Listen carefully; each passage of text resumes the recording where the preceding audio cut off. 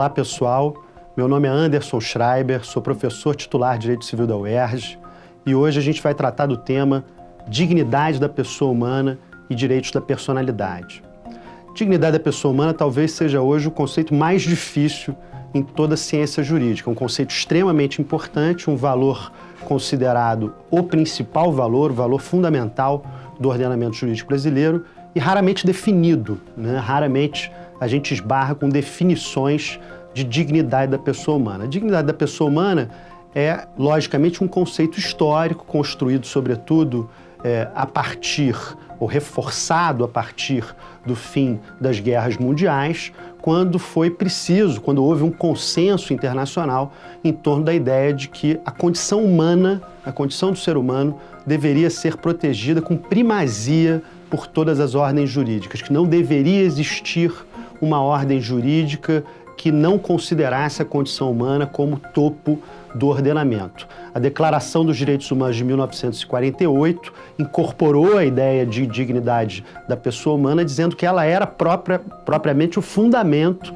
dos direitos da liberdade, da vida e de uma série de outros direitos. Então, portanto, a proteção ao ser humano é o valor principal da ordem jurídica a partir dessas experiências que mostraram a necessidade que isso fosse feito para que o ser humano não fosse fragilizado, não fosse atacado por meio dos diferentes artifícios que foram usados, sobretudo pelos regimes totalitários europeus durante aquele período. A dignidade da pessoa humana como conceito é, no fundo, um valor síntese da condição humana, portanto não é um atributo específico do ser humano, ela é o resultado da soma de todos esses atributos, né? Ela é uma cláusula geral que permite uma releitura da ordem jurídica brasileira em proteção da condição de ser humano e que valoriza essas diferentes manifestações do humano. Os direitos da personalidade, o que são? São, de certa maneira, uma tentativa de especificar esse conceito. Como os juristas têm dificuldade de lidar com conceitos muito abertos, conceitos culturais que se formam historicamente, embora todos os nossos conceitos assim sejam, a categoria dos direitos da personalidade, que é uma categoria desenvolvida muito antes, vem sendo utilizada para tentar mostrar qual é o conteúdo concreto dessa dignidade. Primeira advertência importante é: a dignidade da pessoa humana não se esgota nos direitos da personalidade, ela permite essa releitura mais ampla de todos os institutos jurídicos, ela condiciona a tutela jurídica em diferentes situações. Mas, claro, os direitos da personalidade podem ser ditos como uma espécie de núcleo essencial da noção de dignidade, mostram como a dignidade humana se concretiza em relação aos direitos de cada pessoa. O Código Civil de 2002, ao contrário do que fazia o Código Civil de 1916, abriu um capítulo para tratar de direitos da personalidade. O Código Civil anterior era omisso, não tratava desse tema. O Código Civil de 2002 trouxe esse tema em um capítulo que contempla os artigos 11 a 21 e ali o legislador lista uma série de direitos do ser humano que são direitos da personalidade, além de outros que possam ser indicados e extraídos da produção doutrinária e jurisprudencial. O legislador brasileiro, o Código Civil, trata especificamente do direito ao próprio corpo, do direito ao nome, do direito à honra, do direito à imagem e do direito à privacidade. São esses os direitos que o Código Civil contempla ali, mas vamos ver no final exemplos de outros direitos da personalidade que vêm surgindo. Em relação a esses direitos, que são os direitos expressamente contemplados pelo Código Civil, há uma série de controvérsias em relação a cada um deles, porque a legislação brasileira, o Código Civil, acabou dando um tratamento um pouco estrutural a esses direitos. O que eu quero dizer com isso? Um tratamento muito baseado em critérios fixos. Então, por exemplo, quando a gente for estudar, isso vai ser objeto de um encontro específico, o direito ao próprio corpo, nós veremos que o legislador usou um critério que é o critério da diminuição permanente ou temporária da integridade física. Esse é um critério estrutural, é um critério rígido, e isso às vezes dificulta as soluções em relação a esses direitos. Em outros momentos, o legislador mistura alguns direitos da personalidade. Então, por exemplo, ao tratar do direito à imagem, que é um direito autônomo, o legislador mistura esse direito com o direito à honra e tutela a imagem, dizendo que não pode ser usada a imagem de uma pessoa se ofender a sua boa fama, que na verdade é uma questão de honra, não é mais uma questão de imagem. Os problemas de imagem surgem pela simples utilização da imagem ou da voz alheia sem autorização. Então o direito de imagem é um direito autônomo, mas o legislador, no artigo 20 do Código Civil, tratou os dois em conjunto. Enfim, há uma série de equívocos, descuidos do Código Civil no tratamento dos direitos da personalidade, na disciplina dos direitos da personalidade. Mas, de modo geral, ali, lendo os artigos 11 a 21, o leitor pode ter o acesso a qual é o conteúdo essencial desses direitos para o Código Civil.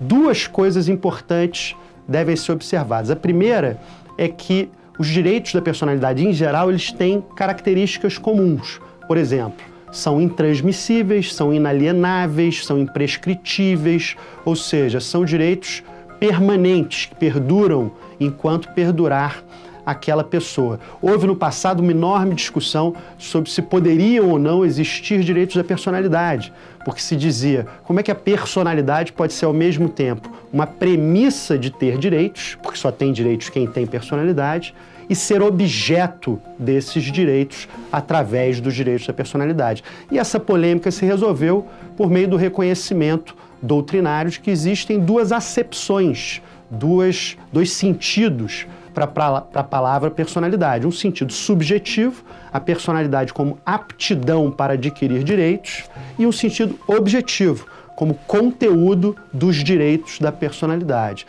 Então essa polêmica se resolveu dessa maneira. Claro que só teremos direitos da personalidade quando houver personalidade em sentido subjetivo, como premissa a capacidade de ter direitos. Uma segunda característica importante dos direitos da personalidade é que eles são considerados irrenunciáveis, ou seja, uma pessoa não pode abrir mão dos seus direitos da personalidade, ao contrário do que ela pode fazer, por exemplo, com o direito de crédito, com o direito patrimonial. Com relação aos direitos da personalidade, a pessoa não pode renunciar a esses direitos. Isso não significa que esses direitos não possam sofrer limitação voluntária. Eles podem, apesar do que diz o Código Civil no seu artigo 11. Eles podem sofrer, isso já é amplamente reconhecido pela jurisprudência e pela doutrina, limitações nos seus direitos, no exercício daqueles direitos. Mas essas limitações são sempre temporárias, dirigidas a uma determinada finalidade. Então, portanto, alguém pode ceder a sua imagem, ceder o uso da sua imagem para uma campanha publicitária, mas não pode renunciar ao seu direito à imagem, dizendo agora todos podem usar a minha imagem livremente. Essa renúncia geral, abstrata, ela é considerada inválida pelo ordenamento, de maneira que a qualquer momento a pessoa pode mudar de ideia e retomar o exercício do seu direito, né? Quando a gente assiste a um programa de televisão, a um reality show qualquer, em que as pessoas ficam dentro de uma casa, elas estão fazendo uma limitação voluntária ao exercício do seu direito de privacidade. Mas é uma limitação temporária, em certas condições, para aquele fim, com a qual elas concordam, etc, etc. Não é uma limitação geral, não é uma renúncia prévia e abstrata ao direito à privacidade. Isso não pode existir. Terceira e última característica que eu queria destacar com vocês é a não taxatividade dos direitos da personalidade. E aí eu volto ao ponto do início. Os direitos da personalidade não são apenas aqueles que estão listados no Código Civil. O rol do Código Civil é, reconhecidamente pela doutrina e pela jurisprudência, um rol exemplificativo, um rol não taxativo. Há outros direitos da personalidade que não estão ali previstos. Para dar um exemplo, um caso concreto que aconteceu em São Paulo, um jornal de grande circulação publicou um suplemento, uma revista que tinha uma matéria dizendo assim: bairro de São Paulo atrai vizinhança gay. E na foto da reportagem havia um sujeito abraçando o outro sujeito na frente de um café. E aquela foto foi tirada muito tempo antes para uma reportagem sobre café, mas foi descontextualizada e usada naquela outra reportagem sobre o bairro e as novas tendências do bairro. E o sujeito que aparece naquela foto propôs uma ação indenizatória contra a editora do jornal e da revista, dizendo: olha, eu não sou gay, portanto, fui mal identificado naquela reportagem. E o STJ deu ganho de causa a essa pessoa que ganhou, no fim das contas, a ação e viu reconhecido seu direito a não ser tratado daquela forma porque não era aquilo. O STJ debateu longamente se aquilo era uma lesão a um direito à honra, quando, na verdade, aquilo não era uma lesão a um direito à honra. Não desonra a ninguém atribuir a essa pessoa uma determinada preferência sexual. Aquilo era uma lesão à identidade pessoal. Ou seja, aquela pessoa estava sendo apresentada de uma forma equivocada para a sociedade. Se um torcedor do Fluminense é apresentado como torcedor do Corinthians, ele está sendo apresentado de forma equivocada perante a sociedade. Não é uma questão de violação ao direito à honra, mas de violação ao direito à identidade pessoal, já muito reconhecido em diversos países, mas ainda incipiente, ainda começando a dar os seus passos no Brasil. Esse é um exemplo de direitos da personalidade que não está tratado expressamente no Código Civil.